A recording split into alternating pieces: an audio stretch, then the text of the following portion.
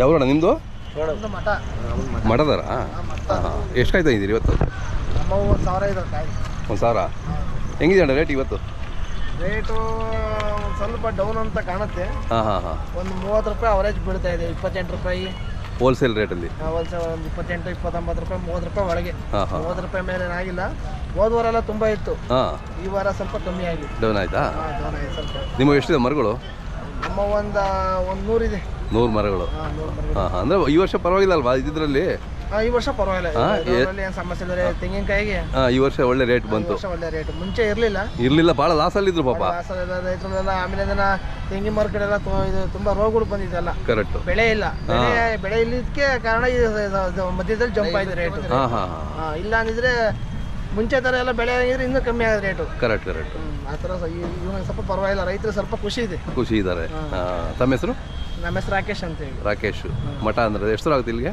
ಇಲ್ಲಿಂದ 10 kilometre. 10 kilometre. ಈ ಕಡೆ ಹೂವಿನಕಟ್ಟೆ ನಿಂತದ? ಹೂವಿನಕಟ್ಟೆ ಇದು ಮಂಚದ ಗ್ರಾಮ ಪಂಚಾಯತಿ. ಹೌದೌದು. ಮಠ ಅಂತ ಹೇಳಿ. ಇದೆಲ್ಲ ಕೊಬ್ಬರಿಗೆನಾ ಅಥವಾ ಅಡುಗೆ ಕಾಯಿಗಳ?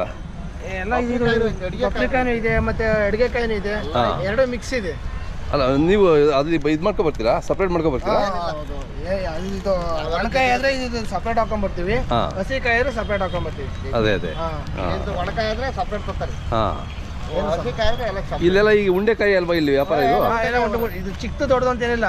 ಅದ್ರ ರಾಶಿಗೆ ಎಷ್ಟು ಕೂಗ್ತಾರೆ ಹರಾಜು ಅಷ್ಟೇ ಫಿಕ್ಸ್. ಎಣಿಕೆ ಇಲ್ಲ. ಮುಂಚೆ ಎಣಿಕೆ ಇತ್ತು. ಈಗ ಒಂದು 5 ವರ್ಷದ ಮುಂಚೆಲ್ಲ ಎಣಿಕೆ ತಗೊಂತಿದ್ರು. ಇವಾಗೆಲ್ಲನ ಒಟ್ಟು ರಾಶಿ.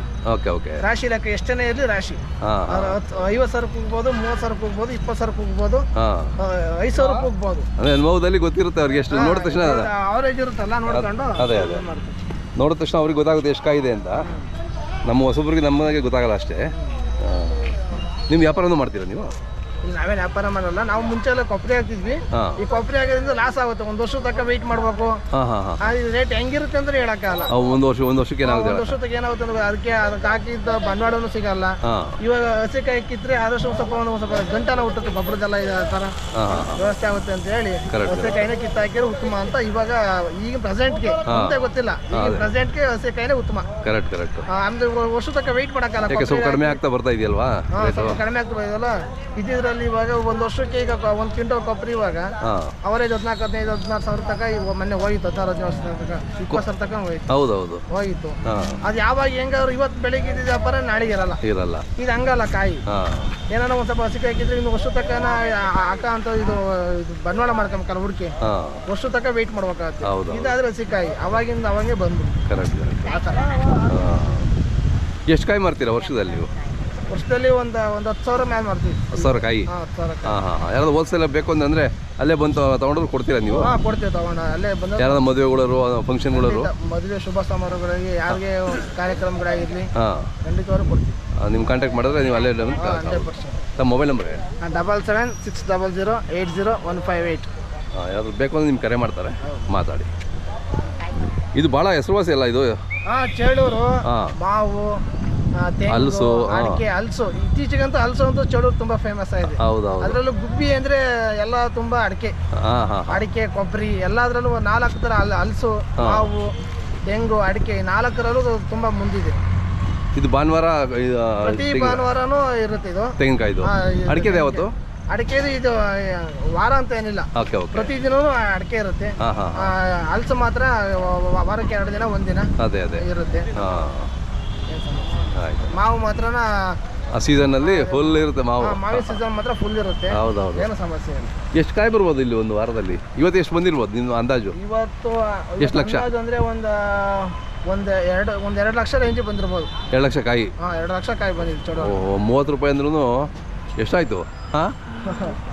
ಆಯ್ತು 3 ಕೋಟಿ ಮೇಲೆ ಆಗೋಯ್ತು ಅಲ್ಲ? ಅಷ್ಟು ವ್ಯವಹಾರ ನೋಡಿ. ವ್ಯವಹಾರ ಚಳೂರಲ್ಲಿ ನಮಗೆ ನಮ್ಮ ಆಸೆ ಏನು ಅಂದ್ರೆ 4 ಹೋಗ್ಬೇಕಂಬ ನಮ್ಮ ಆಸೆ. ಚಳೂರು ಆಗುತ್ತೆ ಇವತ್ತಲ್ಲ ನಾಳೆ ಅದೇ ಆಗುತ್ತೆ. ಎಲ್ಲಾ ಸೌಲಭ್ಯಗಳು ಇದೆ ಚಳೂರಲ್ಲಿ. ಏನಿಲ್ಲ ಅಂತ ಕೇಳ್ಬೇಕಷ್ಟೇ. ಏನಿದೆ ಅಂತ ಅಲ್ಲ. ನಮ್ಗೇನು ತುಮಕೂರು ಅಂತ ಅವಶ್ಯಕತೆನೇ ಇಲ್ಲ. ವ್ಯಾಪಾರದಲ್ಲಿ ಗುಬ್ಬಿಗಿಂತಲೂ ಇದು ಮುಂದಿದೆ. ಶಿರಾ ಗುಬ್ಬಿಗಿಂತಲೂ ಉತ್ತಮವಾದಂತ ನಮ್ಮ ಚೌಡೂರೇ ಉತ್ತಮವಾದ ಹೋಬಳಿ ಇದೆ. ನಮ್ಮ ಆಸೆ ಏನು ಅಂದ್ರೆ ತಾಲೂಕು ಮಾಡ್ಬೇಕಂಬ ನಮ್ಮ ಆಸೆ.